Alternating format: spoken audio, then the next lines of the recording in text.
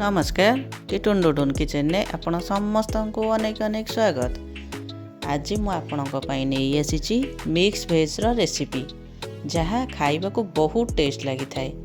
जेपरी आमे भोजी रे खाई थाए ना पूरा सही परी टेस्ट बिना पियाज रसुण रे आपण एहाकू जे कोनोसी ओषा व्रत संक्रांति सबुथिरे बनै खाई परिबे। एहा भात रुटी परोटा सबुथिरे बहुत भल जमिबो।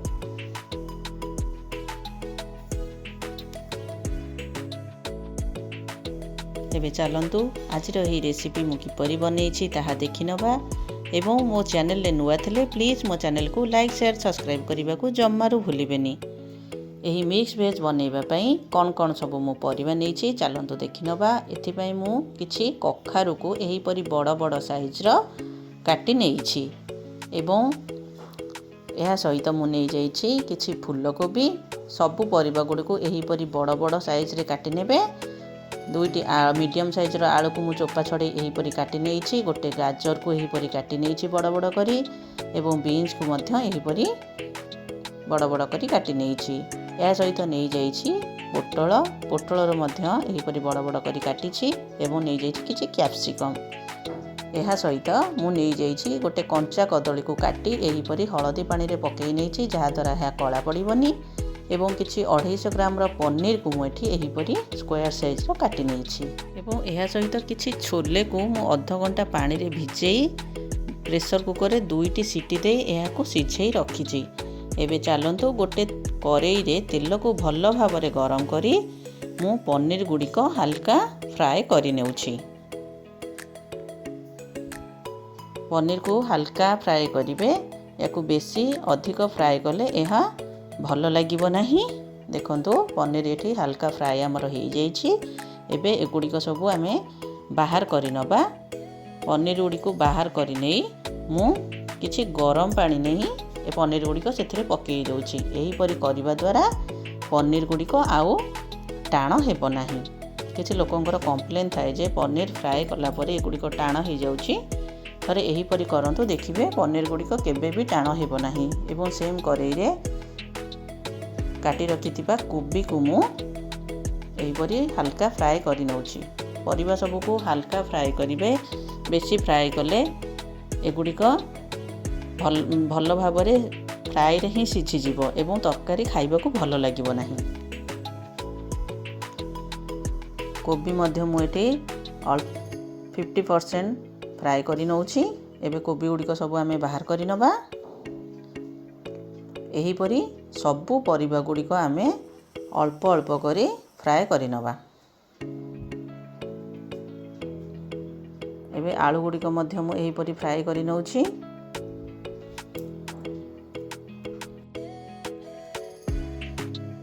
आलू को मध्य आमे एही परि अल्प फ्राई करिबा। एही परि सबु परिबा गुडी को आमे गोटे गोटे करी एही परि तेल रे आमे फ्राई करि नबा। परिबा गुडी को आपण बेसी टाइम पर्यंत फ्राई करिवे नाही नले परिबा सबु सिझी जीवो एवं तरकारी रो टेस्ट किछि भलो आसीबो नाही।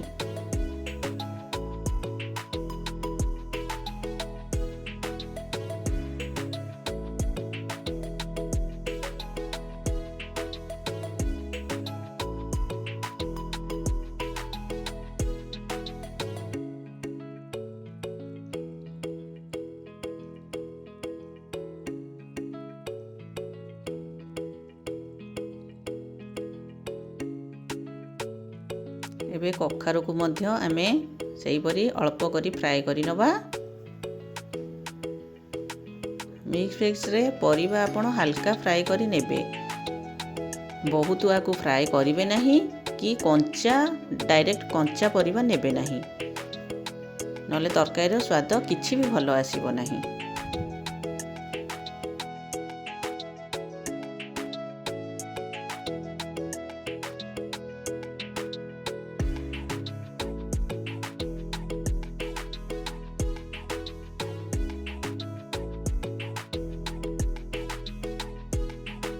पोटल को मध्य आमे एही परि अल्प फ्राई करि नबा। देखंतु पोटल मध्य एठी हमर हल्का भाव में फ्राए हो जाइए या आमे सबू बाहर कर नबा। एबे एही तरकारी पई आमे चलंतु मसला प्रस्तुत करिबा। जेहेतु यह को आमे बिना पियाज रसुण रे बनाउचे सेथिपाई मु एथि नै जाइछि अदा को किछि काटी नैछि, गोटे मीडियम साइज रो टमाटो को काटी नैछि, या सहित गोटे तेजपत्र 8 रु 10 टी लवंग, खंडे दालचीनी, 2 टी गुजराती एवं 10 रु 12 टी गोलमरीच यार गोटे फाइन पेस्ट बनैबा। एवं गोटे गिनारे मु नै जाइछि गोटे बड़ चामच गुंड काजू, गोटे बड़ चामच चारमगज एवं गोटे बड़ चामच पोस्त तार मध्य गोटे पेस्ट बनैबा। देखंतु चारमगज पोस्तर गोटे पेस्ट बनै नैछि एवं अदा टमाटो एवं बाकी मसलार गोटे पेस्ट बनैछि। एबे जो करेई रे आमे परिबा सब छाणी नैथिले सेई करेई रे तेल मु किछि कम करि नैछि। तेल भल भाव में गरम हेले सेथिरे प्रथमे अदा टमाटो एवं बाकी मसलार जो पेस्ट बनैथिले सेया को मु एथिरे देई दउछि। या को भल भाव में आमे मिसई नबा तेल सहित। एबे एथिरे मु देई दउछि हाफ चामच रो हळदी पाउडर, हाफ चामच धनिया पाउडर एवं हाफ चामच जीरा पाउडर।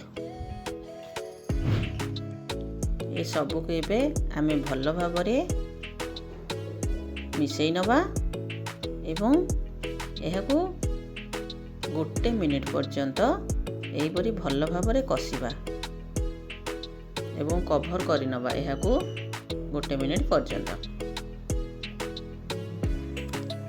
गोटे मिनिट पर कभर काढ़ी देखिए जे मसला आमर भल भाव में कषि हो जाइए, मसलार तेल सब बाहरी जाइए। या को बेसी टाइम कषेबे नहीं जेहेतु यह बिना पियाज रसुण रे प्रस्तुत होउछि। अदा को बेसी कषेले यह पिता हो जाए। एबे एथिरे आमे देई दबा चारमगज काजू एवं पोस्तर जो पेस्ट आमे बनैथिले ताको एबे एथिरे देई दबा। यह को एबे मसला सहित आमे गोटे मिनिट पर्यंत एहीपरि भल भाव में कषिबा। एटी गैस रो फ्लेम को लो टू मीडियम ही रखिबे, नहले काजू रो पेस्ट यह करेई रे लागी जेबार चांस अछि। एबे जो परिबा सब आमे छाणी रखिथिले परिबा गुड़िक सब एथिरे आमे ऐड करि नबा एवं यह को भल भाव में मसला सहित परिबा गुड़िक भल भाव में मसला सहित मिसई नबा। एबे एथिरे आमे देई दबा सिझेई रखिथिबा छोले को, यह को मध्य आमे परिबा सहित भल भाव में मिक्स करि नबा।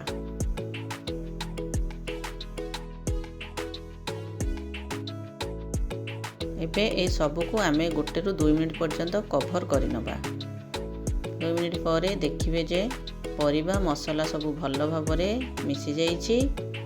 एबे एथिरे आमे पानी ऐड करि नबा। जो मसला मु ग्राइंड करी रखिथिली सेइतिर मसला पानी को मु एथिरे ऐड करि नउछि। एथिरे बेसी पानी ऐड करिवे नाही जेहेतु मिक्स वेज आमर एमती सुखा सुखा ही रुहे किंतु लटपट हेकि रहिबो। एबे एथिरे आमे देई दबा स्वाद अनुसार लूण। ए सबू को आमे भल भाव में मिसई नबा। या को एबे कभर करि नबा 2 रु 3 मिनिट पर्यंत। 2 रु 3 मिनिट पर देखिए जे मसला परिबा सब भल भाव में मिसी जाइछि एवं परिबा आमर गोटे गोटे हेई रहिछि, गोटा गोटा हेई रहिछि किंतु परिबा गुड़िक भल भाव में सिझी जाइछि। बस यही परि आमर मिक्स वेज रहिबा दरकार। मसला गुड़िक सहित परिबा मध्य भल भाव में मिसी जाइछि एवं परिबा गुड़िक गोटा गोटा हेई रहिछि। एबे लास्ट रे आमे एथिरे ऐड करिबा किछि मिल्क पाउडर। मु किछि गरम पानी रे गोटे चामच मिल्क पाउडर नै जाइछि। या को भल भाव में आमे मिसई नै एहिथिरे ऐड करि नबा एवं एथिरे आमे जो पनीर को फ्राए करी पानी रे पकईथिले ताहा सबु को मु छाणी नै एथिरे देई देइछि। ए सबु को एबे आमे भल भाव में मिसई नबा एवं यह को गोटे रु 2 मिनिट पर्यंत एहीपरि खुला रे फुटिबा पई छाड़िबा। एबे लास्ट रे आमे एथिरे ऐड करि नबा किछि कस्तूरी मेथी पत्र। ଏହାକୁ ମଧ୍ୟ ଆମେ ଭଲ ଭାବରେ ମିଶାଇ ନେବା। ଏବେ ଆମର ପ୍ରସ୍ତୁତ ହୋଇଗଲା ପୁରା ଭୋଜି ପରି ସ୍ୱାଦିଷ୍ଟ ମିକ୍ସ ଭେଜ୍ର କରି। ଆଶା କରୁଛି ଆଜିର ଏହି ରେସିପି ଆପଣ ସମସ୍ତଙ୍କୁ ପସନ୍ଦ ଆସିଥିବ। ପ୍ଲିଜ୍ ମୋ ଚ୍ୟାନେଲକୁ ଲାଇକ୍ ସେୟାର ସବସ୍କ୍ରାଇବ୍ କରିବାକୁ ଜମାରୁ ଭୁଲିବେନି। ଆସିବି ଆଉ ଗୋଟିଏ ନୂଆ ରେସିପି ସହିତ। ସେ ପର୍ଯ୍ୟନ୍ତ ରହିଲି। ଜୟ ଜଗନ୍ନାଥ।